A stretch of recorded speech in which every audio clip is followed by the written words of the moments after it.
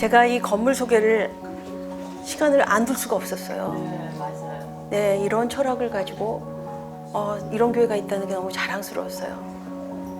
그런데 기독교는 요즘 텔레비에 너무 많이 나오잖아요. 어제도 세상 시사 프로에 나오더라고요. 그래서 사람들은 다 우린 다 기독교에 대해서 다 알아. 목사들의 행태가 어떤지 다 알아. 그래서 왠지 호기심을 다 갖고 있지 않는 것 같아요. 근데 제가 교회에 이렇게 있으면서 이런 공간이 있는데, 그리고 이런 지향이 있는데 라는 걸 나누고 싶었어요. 그래서 그냥 편하게 소개시켜 달라 그랬고, 여러분들한테는 귀한 시간이었을 거라고 봅니다. 저는요, 여기에 기여민 출신, 기여민에 있고 여신협회도 있고, 심지어는 유년신학교 교수님까지 여기 오셨어요. 근데 제가 기독교를 설명하겠다고 여기 있으니 제가 지난 일주일은 정말 너무너무 두려웠답니다. 여러분 생각해 보세요. 저는요, 대학원에서 어거스틴의 사랑론으로 대학원 논문을 썼어요. 신학교에서. 하지만 전 목사가 되지 않았어요. 그리고 난 신학을 했기 때문에 여성학을 했다고 자신 있게 말할 수 있어요. 그래서 여러분들한테 그 이야기를 나누려고 그래요. 제가 종교 간의 대화를 한다고 하니까 녹화하기는 그렇고 저하고 아주 가까운 분이 그러더라고요. 그래서 개인들이 그걸 깨닫는다 그래서 뭐가 해결될 것 같아? 우리 사회 갈등이 해결될 것 같아? 종교 간의 문제는 사실상 정치, 경제, 외교 이 모든 것들이 결합되어 있는 건데, 중세 이전에도 종교 간의 대화가 있었는데 거 봐, 십자군 전쟁이 일어나서 그렇게 많은 사람이 죽었잖아. 당신들이 할 수 있는 일이 뭐야? 라고 묻더라고요. 이건요, 여러분들 자신에게 가지고 가야 될 일이에요. 우리가 이곳에 함께 모여서 무엇을 할 수 있는가, 아니면 내가 어떻게 변했나, 이런 것들이요. 종교 철학이니까 저는 여러분들 만나기 전에 여러 종교를 만났답니다. 스타니파타 원시불교에 나오는 거죠. 이제 내가 그러니까 그야말로 학교에 자퇴를 하고 다시 들어간 학교죠. 근데 그때 정말 여러 가지 종교에 대해서 배웠었는데, 스타니파타의 이 구절이에요. 아내는 40이 되어도 귀엽다. 이 경전을 이렇게 있는데 바로 옆에서 으아! 막 웃던 남자하고 결혼을 했어요. 지금도 살고 있답니다. 네. 그리고 이슬람에서는요, 만약 나에게 동전 2개가 있다면 하나는 빵을 사고 하나는 수선화를 살 것이다. 그 당시에 얼마나 이슬람에 대한 혐오가 그 당시에 80년도 후반에 있었는지, 그리고 지금도 이슬람에 대한 혐오가 있는데 이슬람이 이렇게 아름다운 곳이야? 그때 이미 이렇게 딱 왔어요. 사서삼경 이거 다 읽었어요. 그때 김웅호 선생님한테 배웠거든요. 근데 김웅호 선생님이 그러시는 거예요. 그렇게 하면서 정말 이상했어요. 공자님이 이야기하는 거예요. 근데 그 구절만, 만약에 공자가 어떤 제자를 선택을 한대. 공자님, 그는 착하기만 하고 재주도 없는데 왜 그를 뽑았죠? 하고 이야기하니까 공자가, 착한 사람은 다른 사람의 재주를 그대로 받아들이고 사용할 수 있다. 그가 바로 리더다. 여러분, 여성학을 한번 볼까요? 제가 여성학을 했잖아요. 참고로 하면 여성학을 했는데 머릿속에 무슨 주제가 있는지 내가 질문을 못 찾은 거예요. 뭔가 이걸 해야 되는데. 그리고 제일 처음에 여성학을 하고 나서 내가 만났던 게 바로 여성학 가족에 대해서 비판합니다. 그런 가족 말고 가족 이데올로기, 정상 가족 이데올로기에 빠지지 말고 모성에 대해서 비판해요. 모성 알고 봤더니 가부장제의 지배 이데올로기야. 엄마라고 한마디 불러놓고 온갖 잡일은 다 시키잖아요. 그것도 공짜로. 여성성에 대해서 비판하죠. 그래서 한자로 페미니즘은요, 그래, 할 수 있어, 이건 줄 알아요. 여성학이, 그리고 또 하나는 결혼제도에 대해서 많이 비판하죠. 이 제도가 그 안에서 얼마나 가부장적인가에 대한 비판을 하는 거죠. 심지어는요, 여성학에서는요, 국가에 대한 이야기할 때 국가는 브라더후드, 남성의 연대를 통해서 만들어준 거예요. 그러니까 여자를 볼 적에 수단, 애 잘났나 못 낳나, 가정일 잘하나 못하나, 심지어는 단정해서 외부에 인사 나갈 적에 그가 품위를 지키나 안 지키나, 국가가 이런 기준으로 여성을 그야말로 통치한다는 비판이 굉장히 많았어요. 그런데 이상한 건요, 나는 페미니즘을 알면서 난 정말 여성을 그렇게 비판한 거에 대해서 너무 이해가 되는데, 너무 공감을 하는데, 동시에 나 자신한테 뭐냐면, 난 왜 그렇게 살고 있지 못하지? 난 정말 이렇게, 난 왜 이러면서 여성을 한다 그러지? 이래도 되는 걸까? 정말 고민이 뭐냐면, 난 뭔가 모르는 것이 있지 않을까? 난 혹시 용감하지 않을까? 내 걸 잃어버리지 않으려고. 혹시 난 아니란 이기주의에 빠진 게 아닐까? 나와 비슷한 소리 하는 사람이 있어요. 소조너 트루스. 내가 여자가 아니란 말인가? 근데 이 사람이 뭐냐면요, 페미니스트들을 공격해요. 여러분, 페미니즘을 공격한 건요, 다 남성들만, 쇼비니스트 남성들만 할 것 같죠? 흑인 여성들이 공격해요, 엄청. 그런데 이분이 이제, 물론 베르크스가 이분을 끌어들여요. 역사 속의 인물이죠. 이분을 끌어들여서 사람들한테 알리죠. 아까 본 Ain't I a woman, 나 여자가 아니란 말이야. 너네들 여성성이라고 이해할 적에 곱고 예쁘고 막 이랬다 그랬는데, 여기서 보면요, 내가 그야말로 탈 것을 타고 마차를 타고 이렇게 탁 내릴 적에 아무도 내 손 잡아주지 않잖아. 그리고 심지어는 밥을 먹을 적에도 나는 남자들하고 똑같이 이만큼 밥을 먹어. 내가 농장에서 일을 할 적에도 남자들이 하는 만큼 그렇게 똑같이 일을 해야 하기 때문에 밥을 먹을 수밖에 없어. 그런데 너는 여자들이요, 강해라 이렇게 얘기하잖아. 난 이미 강해.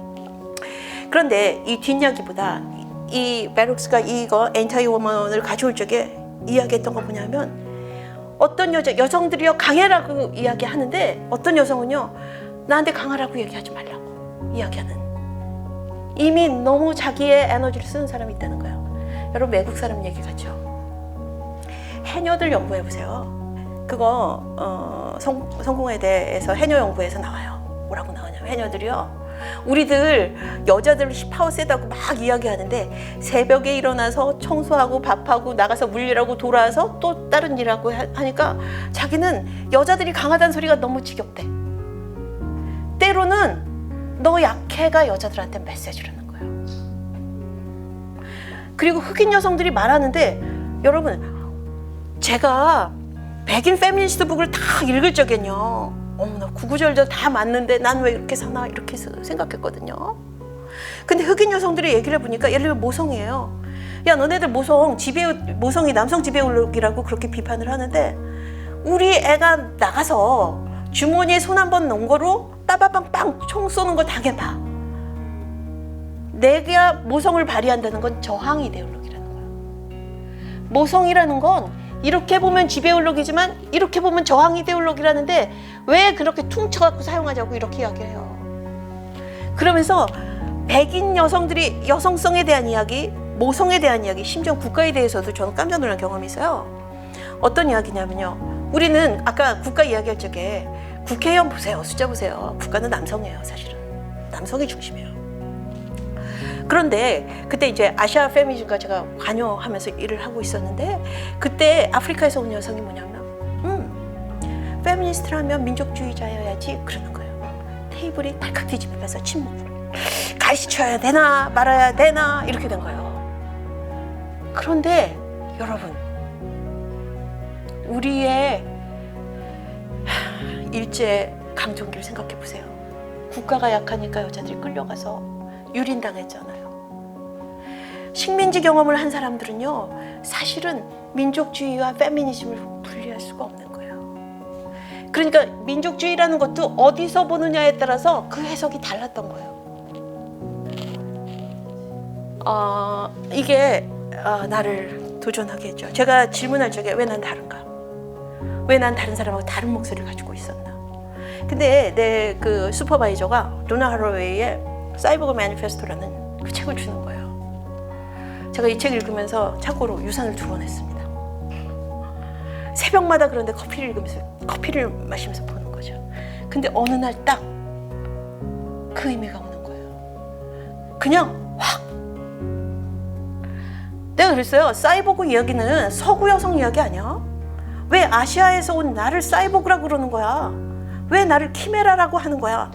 여기서 키메라라고 하는 건 뭐냐면요, 머리가 사자고, 머리가요 사자이고 꼬리가 있고 뱀도 있고 그 다음에 양도 있는 몸에 머리가 3개인 상상의 동물이에요. 그런데 21세기의 사람들이, 그런 여성들이 이런 존재라는 거예요. 여러분들이 그렇대요. 왜 사이보그냐 그러면요, 사이보그란 존재는요, 우리는 기계인간이라고 생각하는데 여기서 보면 브레이드 러너의 레이첼이에요. 레이첼은 겉보면요 정말 아름다운 여성이에요. 심지어는 머릿속에 메모리 칩이 있어서 자기가 피아노 치던 그때까지도 기억하고 있는 사람이에요. 하지만 내 안에 인조인간, 내 안에 그리고 인간, 이 2가지가 같이 공존하는, 다시 말하면 정체성이 2개, 3개 있는 존재들인 거죠. 21세기의 여성들은요 하나의 정체성만 가지고 있지 않다는 거예요. 지금 제가 내 목소리는 다르다라는 이야기를 하면서 왜 이야기를 가게 됐냐면, 얘를 만나고 나서 그게 해결이 된 거예요. 어떻게? 웃었죠. 내가 왜 다른가 했더니 내 안에 계급의 문제, 노동자의 문제, 아시아의 문제, 그리고 여성의 문제가 얽혀 있으니까 나에게는 다른 목소리가 나오기 시작한 거예요. 아, 그거였구나. 내가 차이의 문제가, 내가 왜 다를까? 나를 주눅들게 한 왜 다름이 뭘까라고 했더니 바로 내 문제는 그냥 여자의 문제가 아니고, 내가 가족한테 왜 이렇게 한가 그랬더니 클래스의 문제가 있었구나. 그 다음에 내가 왜 다른 사람에 대해서 그야말로 못되게 굴지 않고 다정하게 구는가 했더니 내 이런 문제들을 내가 알고 있어. 내가 겪고 있었구나. 이걸 아는 거예요. 다른 표현으로 한다면 내 안의 정체성이 뭐냐면 노동자이고 아시아인이고 성소수자이고 장애인이고 여러 가지 정체성이 다 있으니까 오면 다른 거예요. 차이와 다양성이 사실 키 이슈입니다. 다양성 이야기도 그렇고. 그런데 이 이야기는 뭐냐면요, 사람들은 풀리지 않았다고 이야기를 해요. 근데 저는 왜 차이가 나타났는가, 이 논쟁, 그 다음에 다중정체성, 이게 사실 아까 내 차이가 바로 사이보그처럼 다중정체성을 가지고 있기 때문에 나타났구나. 근데 그 이후에 누구를 만나냐면 클랜쇼라는 학자를 만나죠. 킴벌리 클랜쇼. 킴벌리 클랜쇼는 뭐라고 이야기하냐면요, 정체성이라는 표현을 안 하고요, 시스템 이야기를 해요. 다중정체성이 아니고 그 사회적인 억압 구조가 겹쳐 있을 적에 다른 목소리가 난다. 다시 말하면 시스템을 여기서 뭐라고 하냐면 인종차별과 그 다음에 성차별이 겹쳐 있을 때 여성들의 전략과 목소리는 다르다, 이렇게 표현해요. 이게 킴벌리 클랜쇼의 요즘 말하는 교차성 이론의 핵심이에요. 여러분 생각해 보세요. 다르다는 것, 차이라는 것들은요, 우리는 동에서 서와 서처럼 멀다라고 생각하지만 사실은 알고 봤더니 어떤 측면에서 겹치고 어떤 측면에서 달라서 현상이 다르게 나타나는 거거든. 그러니까 우리가 여기에 동조하지 않은 분들이 많았겠지만 여기에서 우리가 여성들을 만날 때 보면요, 우리와 다른 여성들도 많아요. 하지만 어떤 측면에서 그들은 우리가 겹치기도 하고요, 또 다른 정치적 입장을 취하기도 해요. 겹칠 때 연대하고 안 겹칠 때 따로 하는 거죠. 이런 식으로 해서 지금은 죽을 때까지 같이 가자가 아니고요, 특정한 이슈가 모이면 그때 모였다가 흩어졌다 하는 그런 식의 이제 연대로 나아가죠. 근데 어느 날 보는 거예요. 보세요. 예수는 왜 다른 목소리를 할까? 구약에서 보면요, 눈에는 눈, 이에는 이. 하무라비 버전은 갖다가 뺏겼어요. 근데 이 구절을 구약에 딱 넣었거든요. 그런데 예수가 뭐라 그랬냐면요, 원수도 사랑하라 그랬거든요. 아, 왜 그랬을까? 난 근데 이 구절을 보면서 그 생각이 난 거야. 목수의 아들로 태어나서 가난한 동네에서 성장한 그의 경험은 다를 수밖에 없다. 여러분, 다르고 독특한 관점을 가지려면요, 여러분 포지션 바꾸면 돼요. 그리고 또 다른 방법은 뭐냐면요, 사랑하면 돼요. 사랑하지 않으면 상대가 죽어도 이해가 안 돼요. 사랑해야 비로소 이해가 돼요. 근데 여러분, 페미니즘 가서 방법론이나 인식론 이런 것들, 페미니즘이 야 그것도 논문이야? 이런 비판을 막 받아가면서 페미니즘이 방법론 개발을 하거든요. 왜 그러냐면 소수자의 목소리는요, 사실은 가려져요. 자꾸 뒤로 빠지고요. 그러니까 그들의 목소리를 어떻게 세상에 드러내야 되는가라고 이야기할 때, 그때 방법론으로서의 사랑이 있어요. 우리가 인터뷰할 적엔요, 객관적으로 그래 네 말이 맞나 틀리나 보자 이렇게 하면요, 인터뷰 진행이 안 되고 상대방을 끌어낼 수가 없어요. 상대방을 지지하고 그 다음에 응원하고 그 다음에 편들어야 그때 목소리가 나오게 되고요. 내가 바뀌어가면서 그 다음에 너도 바꿔가면서 이렇게 해서 연구가, 페미니즘 연구 사실 그래요. 다른 목소리가 출현한다는 건요, 많은 사람들이 더 지키는 것이 페미니즘이라고 생각해요. 근데 저는 걸어오면 걸어올수록 페미니즘은요, 더 지키는 게 아니에요. 더 헐어버리는 거고요. 더 자유롭게 하는 게 페미니즘이에요. 마찬가지로 기독교도 더 지키는 게 페미니즘이라고 생각하는 거예요. 웃기지 말라 그래요. 기독교는요, 더 멀리 튀고 더 다른 목소리를 내야지 기독교가 아닌가요? 네, 그렇게 생각했어요. 아, 이거 be different, be yourself. 네가 달라질 수 있는 자유를 가지라는 거죠. 그러니까 네가 네 목소리를 내는 거, 관종되는 걸 두려워하지 말라, 이렇게 하는 거죠. 여러분, 오늘 큰 결론이에요. 나와 다른 존재를 만난다는 것은요, 오랫동안 사람들은 차이에 대해서 허용하라고 이야기했어요. 그거의 주된 언어는 뭐냐면, 허용한다는 건요, 그래 너 거기 있어, 나 여기 있을게, 서로 상관하지 말고 가자예요. 다른 표현은요, 인식론적인 허무주의예요. 이게 오랫동안 차이를 대하는 방식이었어요.